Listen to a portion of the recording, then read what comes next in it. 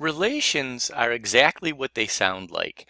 Relations are one thing related to another. There are several different ways in math that we can write out relations. We can write them out like this in what's called a set. In this case, we actually have a set of ordered pairs, and so there's some kind of relationship between this -6 and this -1, and this -1 and this 7. That's how we define how the various numbers are related to each other. We can also write out a relation in this way, where it's in the form of an equation. It's a perfectly reasonable way to write out a relation.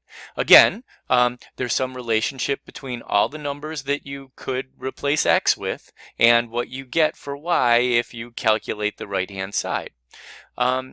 We could also write out a relation as a graph, of course, because we can graph sets and we can also graph equations. So of course we can have a graph that's a relation. And again, based on looking at the dots on the graph, we might see some kind of relationship between the x's and the y's.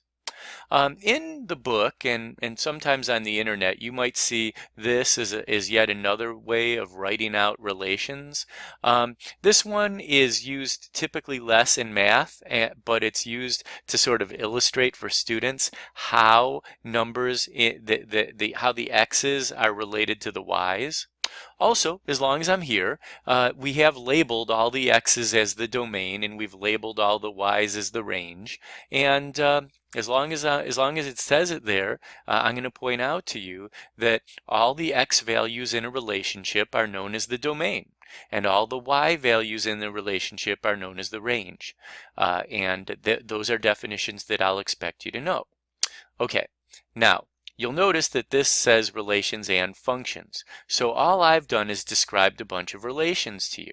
So what's the deal with functions? One way to visualize a function is sort of like a magic box. You put something into it and you get something out of it. And in our case, our function box, by the way, I'm going to introduce you to some notation. This is called function notation. This F means function, and so F parentheses X parentheses means function of X. Anyways, we're going to label this box as f of x, or function. We're going to go ahead and put x in, and magically we get something out called y. Now, that's how functions work. You put something in and you get something out. So in other words, we could put this x in to the function for this set, and if it's -6, we're going to get out a -1. Okay, so this is the input for this ordered pair, and this is the output for this ordered pair, and that's how functions work. So if we have something like an equation, like y equals -3x plus 4, again, same kind of deal. We think of the x as the input, and we think of the y as the output. Now, it's important to understand this input-output thing in order to figure out what is the difference between a relation and a function. Well, one very simple way to think of a function is by this rule, the simple rule. If no x repeats, it's a function. Now, I don't love this rule because why? Why is that the rule? Well, I think there are some good reasons, and we should discuss. It is a function. If no x repeats, it's a function. So in this case, in looking at this set, I see -6, -5, -3, -1, and 6. Those are all the values in the domain of this relation. And none of them are the same. Therefore, I'm going to deem this guy function. Now, if I had gone through and I saw different x values, if I saw the same x value and it had different y values, I'd have to say, it's a relation, but it's no function. Okay. Now, let's talk about a good reason why we care about whether x repeats or not.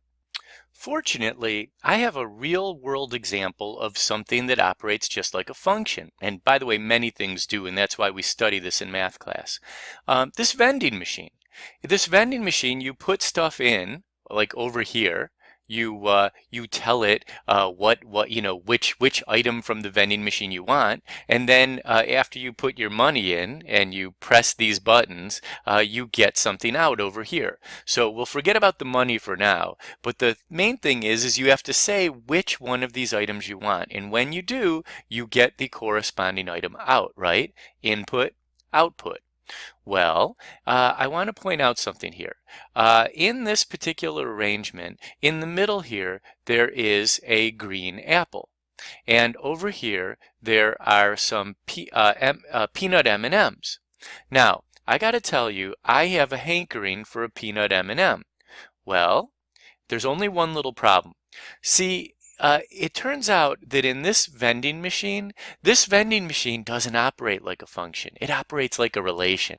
And so what happened was somebody made it so that if I type C2, C2 will get me either M&Ms or an apple. In other words, if I put C2 in, if I press C and 2 on the keypad, sometimes I'll get an apple and sometimes I'll get M&Ms. All right? That's a problem, you know. I'd like it that if I, press C2. I'd like it if I came to this vending machine and I put in money and I pressed a button. I'd like to know that I get the thing that I'm interested in getting. See, here's the problem. If my input, or X, can be one thing, and my output could be two separate things, well, that's where the problem lies. All right. So in this case, this example of this vending machine, it is not operating like a function. It's operating like a relation because I have one input and two separate outputs. In other words, if I was to list this out as a set, it might say something like this. If I put in C2, sometimes I get an apple. And if I put in C2, sometimes I get M&Ms. That would be an example of a relation that is not a function. This guy is not a function. And by the way, it wouldn't be a very well-functioning vending machine either, okay? And by the way, this is not a function because X repeats.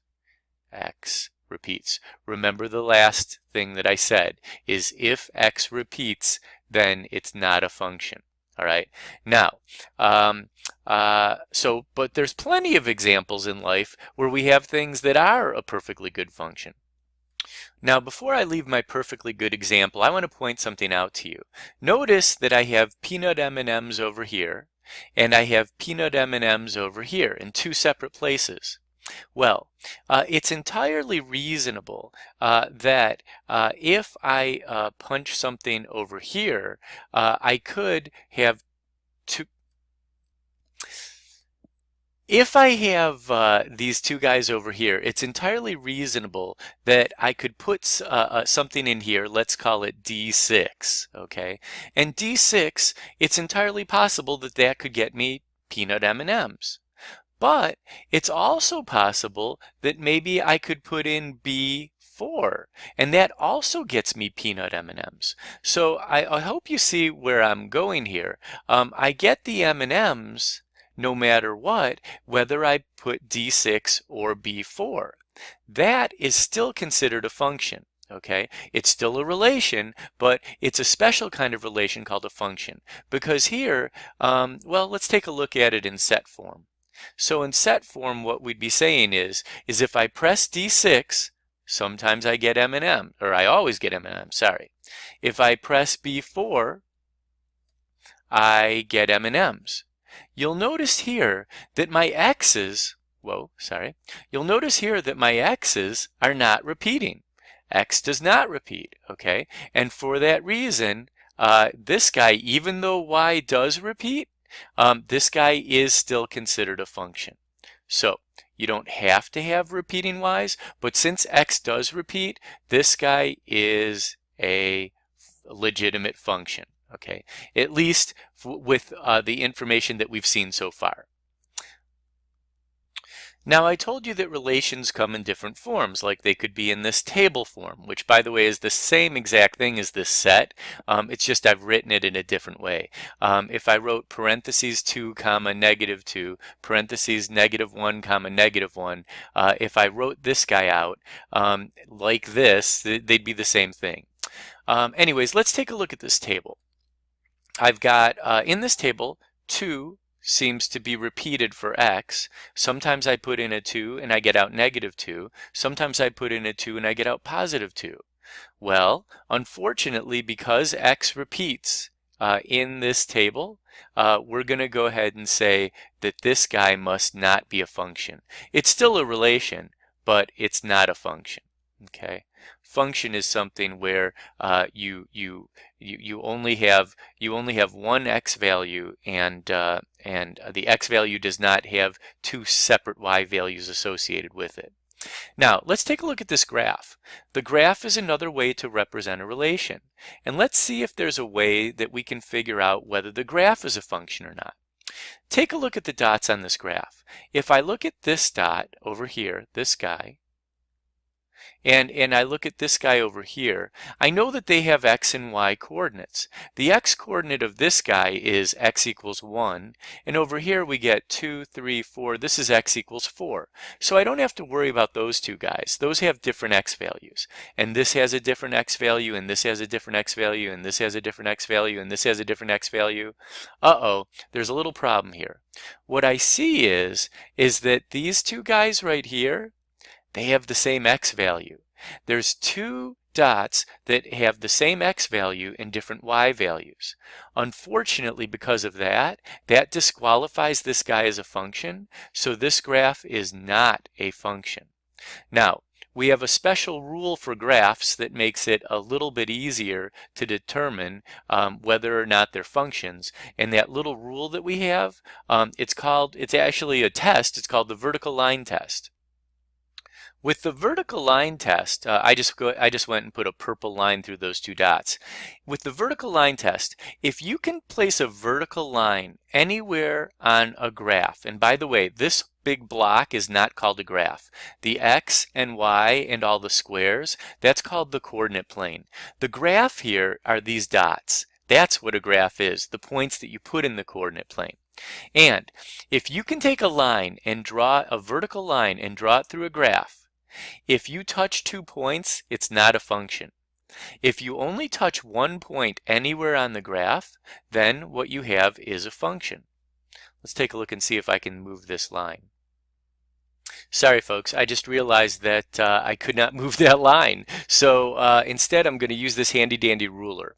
So I'm going to place the edge of my ruler over those two dots. Okay, see there the two dots are.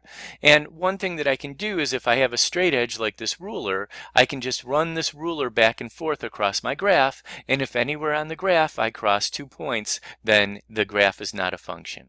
But if everywhere on my graph I only cross 1 point, well then I do have a function. So you've been watching this video for a bit, and so I want you to have a role. I want you to have something to do. So here, see how these guys are labeled D, E, F, G, H, I, J, K, L. These are 9 different relations pictured here. And what I'd like you to do is I would like you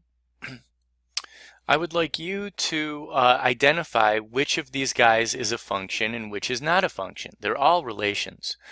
Take a moment, pause the video, and you don't have to write it down, but at least in your head, try to identify which is a function and which is not. Okay, hopefully you paused the video. Now I'm going to go ahead and drag my ruler around, and I'm going to tell you which is which. One thing that you'll notice, there we go, is that we'll look at D first up here. When I drag my ruler around, I can definitely touch 2 points on this circle. So believe it or not, circles are not functions. Over here, this is known as a parabola, but it's sideways. And when I run my ruler back and forth, although I touch no points over here, and I could touch just one point right there, somewhere on the graph I can touch 2 points, and therefore E is not a function. This guy here, F, I only touch 1 point anywhere. There's nowhere I can touch 2 points on F. It's a function. Over here, G, same thing. Over here, H, again, I only touch 1 point with my vertical line. Vertical line test says this is a function. Over here, I can only touch 1 point with my vertical line. It's a function. This rectangle, not a function. This guy is another parabola. Now, the thing that bothers many people about this parabola is that the arrows go off to the right and the left. So how can you really be sure whether or not this thing doubles around at some point and becomes not a function? Well, that's through experience. Those arrows tend to indicate that this line is going to continue to go in the same direction forever. So I can only touch 1 point with a vertical line. This parabola is going to be called a function. And this guy down at the end here, this graph I, it's a line that we're used to seeing, and sure enough, it's a function because I can only touch 1 point on the line at a time. And by the way, what this means is that when I have a function that represents that line, something like y equals 2x plus 1, which is approximately something like this here. Maybe it's more like y equals x plus 1. But you'll notice that if it's true that this graph is a function, then this equation must be a function. In other words, if I put in a value for x, I will never get 2 different values out for y. That is true for this particular equation. If we looked at the equation for this graph, we would find a different story because this is not a function, it's a relation. Okay, one last little thing. I'm trying to limit the amount of new vocabulary as much as possible, but there is some we need to know. When you look at this graph, because the points are not connected, we have a special name for it. It's called discrete. And on the other hand, when you look at these other graphs that we've seen here, this line, it's a graph, and there's not separate dots. They're all mushed together. This guy and this parabola, and gosh, really all of these guys, these are all known as continuous. So there's continuous and discrete graphs. Discrete just means it's a bunch of separate dots, and continuous means that it is, just one continuous line. And that's about it for functions and relations.